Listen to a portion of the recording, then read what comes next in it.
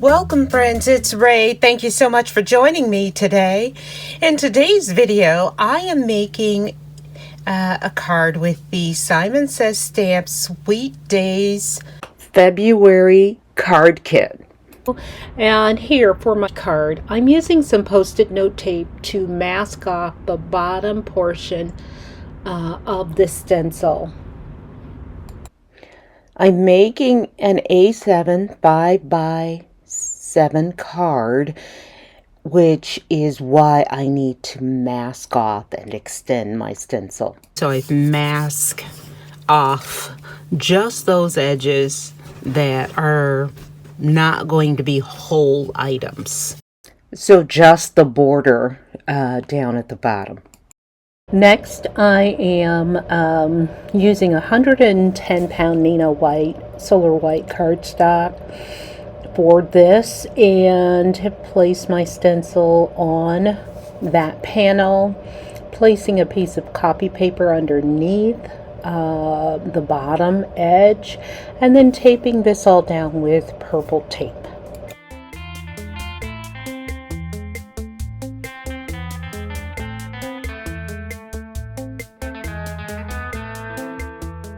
Starting at the top left corner of my panel, I am inking with Tattered Rose Distress Oxide ink, and just wanted a light color to start out with, and then I'm going to gradually go medium to dark. So that's what I'm doing here now, bringing in my saltwater taffy, and then we'll bring in my abandoned coral.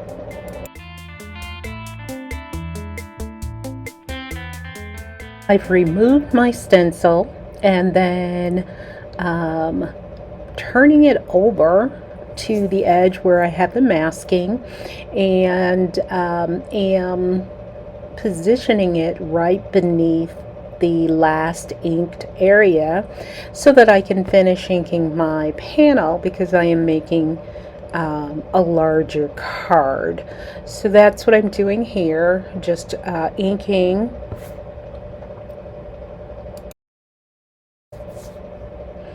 So I'm removing the stencil, and you can see just a fine distinct area that needs to be connected, so to speak. So I am just placing my stencil in those areas that need a little bit more, and masking off where needed, and just using the ink that's already on my brush to ink that further. And I'm using saltwater taffy because that's my medium color, and then I go in with the lighter Tattered Rose, but nothing, I won't do the abandoned coral.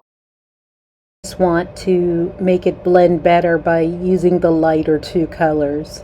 And then I'm going to take the ink from my Tattered Rose brush and just lightly blend over the entire surface so that tones down the white just a bit. So now I am going to use just a scrap piece of copy paper on an angle to block off just a portion, diagonal portion of my card panel. And I've brought in my glitter gel, Hero Arts glitter paste, and I have my stencil repositioned back onto my panel, and bringing that in with a palette knife, and just being as liberal as possible without leaving too much. I want this to be a really smooth finish.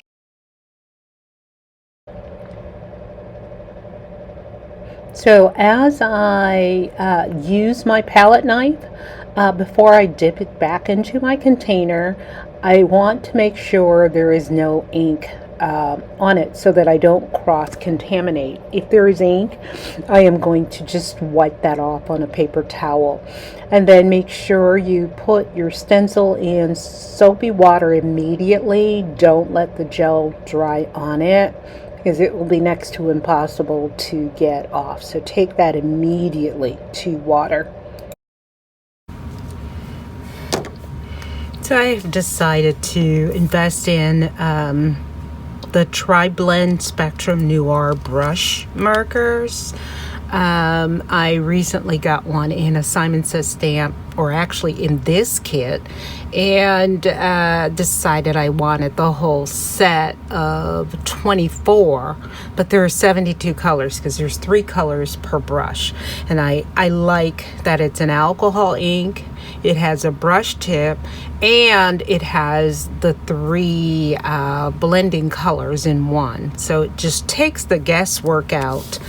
So for this, I'm going to use my Coral Blend because I want to try and match my saltwater taffy, my tattered rose.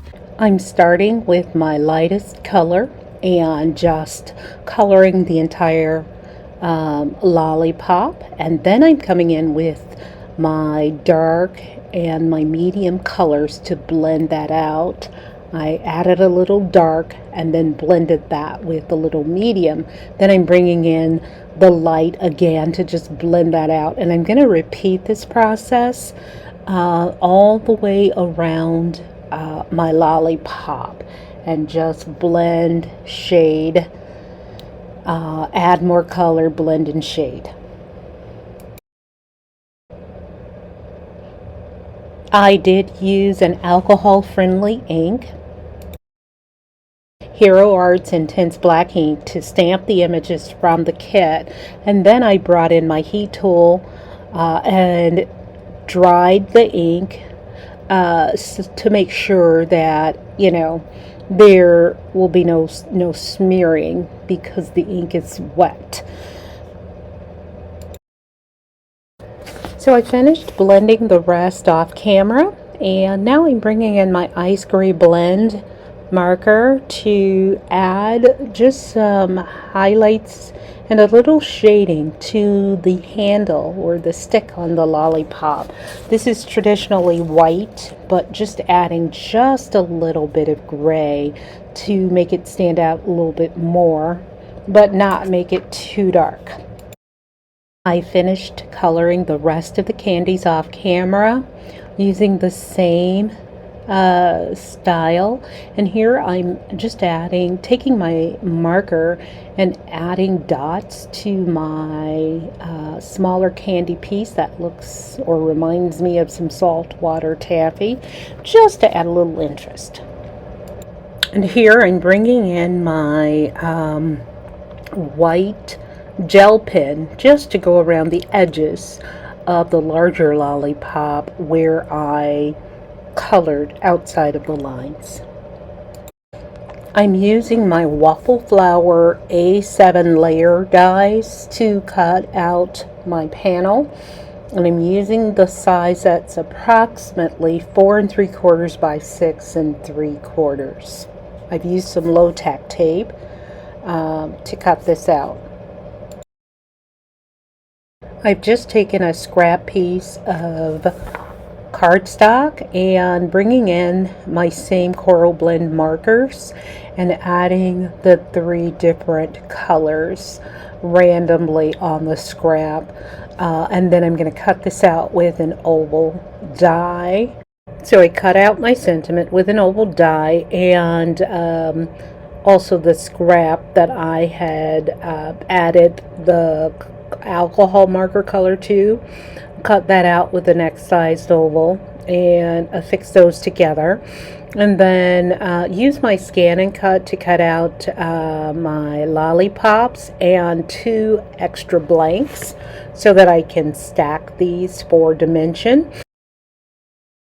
Now I will go ahead and affix my candy to my card base along with my sentiment. I have popped my sentiment up on foam strips and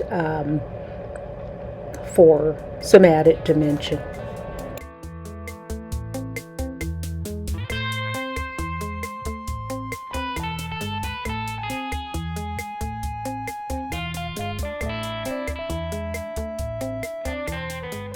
After adding all of my candies, I will go ahead and then commit this panel to my card base and then bring out some embellishments and just add a few of those throughout the card. These are some Hero Arts iridescent sequins that came in a card kit.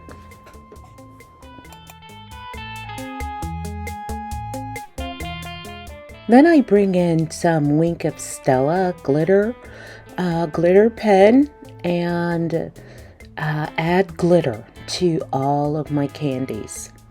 This gives a nice glittery shine and just adds that extra detail and finish to this card. I hope you liked today's video. As always, thank you so much for joining me today. Until next time, good day, friends.